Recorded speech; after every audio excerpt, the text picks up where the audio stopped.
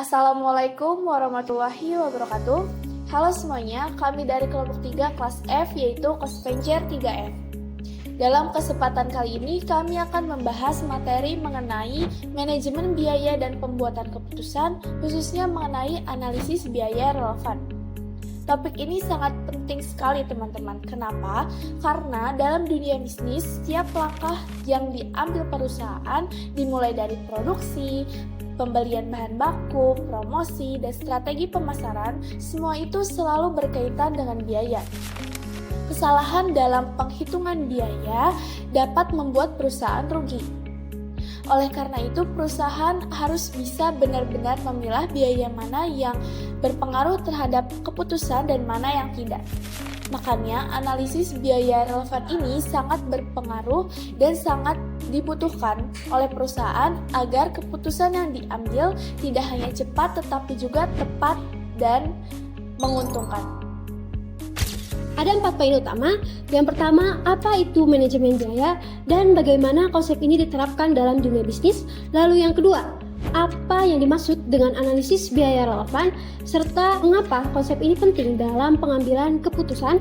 Lalu yang ketiga, bagaimana penerapan analisis biaya relevan dalam situasi bisnis nyata, dan yang terakhir, apa manfaat serta tantangan bagi perusahaan ketika menerapkan konsep analisis biaya relevan. Dari 4 poin tadi sudah jelas bahwasannya tujuan materi ini adalah untuk memberikan pemahaman tentang konsep dasar manajemen biaya, lalu memberikan penjelasan mengenai peranan analisis biaya relevan dalam proses pengambilan keputusan, lalu memberikan gambaran tentang cara penerapan konsep analisis biaya relevan dalam dunia nyata, serta melihat manfaat dan tantangan bagi perusahaan dalam menghadapi konsep analisis biaya relevan.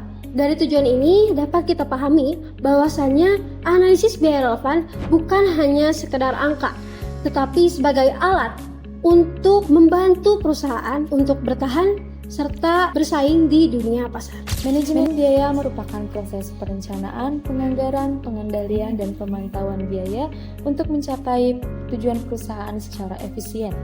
Singkatnya, manajemen biaya memastikan perusahaan tidak menggunakan dana untuk keperluan yang tidak diperlukan.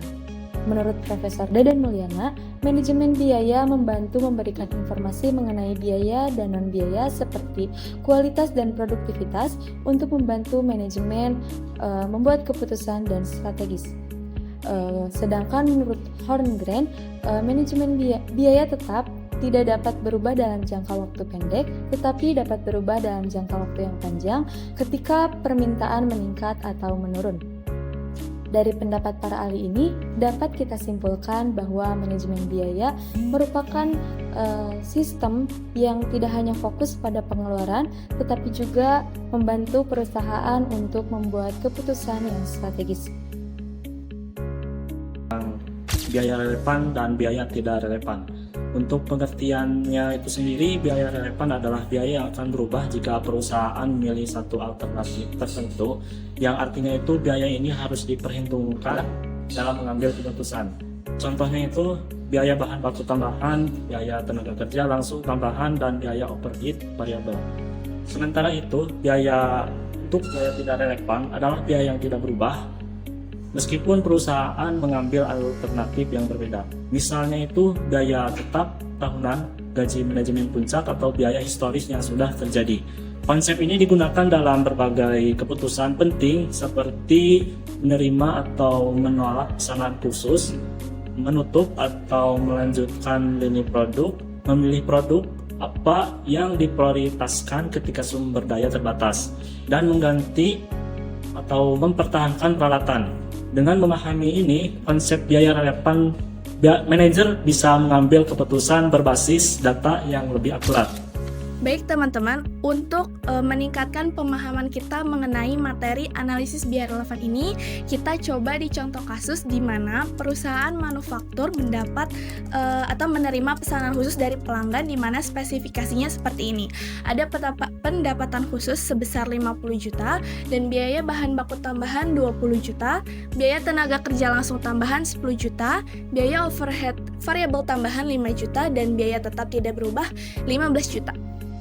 Nah, untuk mencari biaya relevan, kita itu perlu menambahkan biaya tambahan saja, di mana biaya tetap ini tidak perlu dimasukkan rumus atau tidak perlu kita hitung. Kenapa?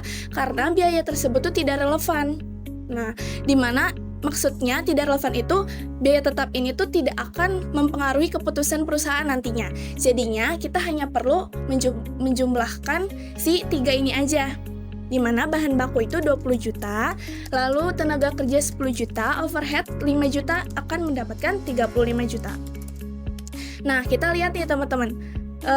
Udah kita hitung ya tadi biaya relevannya, hasilnya 35 juta. Nah, kita lihat, kita bandingkan di mana biaya relevan ini ternyata lebih kecil daripada si pendapatan khusus.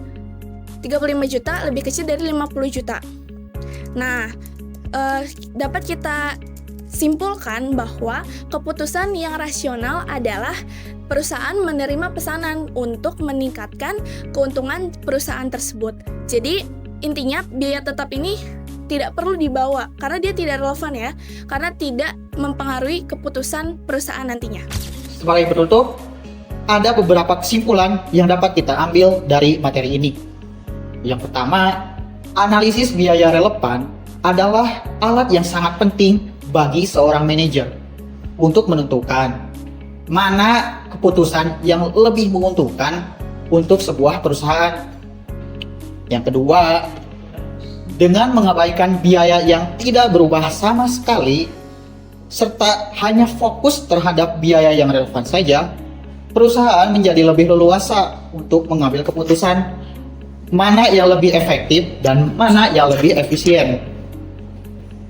Yang ketiga, contoh kasus yang kita ambil menunjukkan bahwasannya pendekatan ini memberikan gambaran jelas apakah suatu pesanan ataupun suatu keputusan layak kita ambil ataupun tidak sama sekali. Jadi, saran kami untuk setiap perusahaan menggunakan pendekatan ini dalam mengevaluasi setiap keputusan bisnis.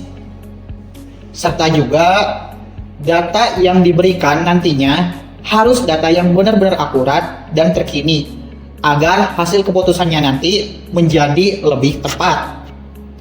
Dan yang terakhir, kami juga menyarankan untuk setiap perusahaan membuka pelatihan kepada setiap manajer agar mereka juga mempertimbangkan tidak hanya aspek keuangan saja, tetapi aspek non-keuangan juga, seperti reputasi ataupun kepuasan pelanggan.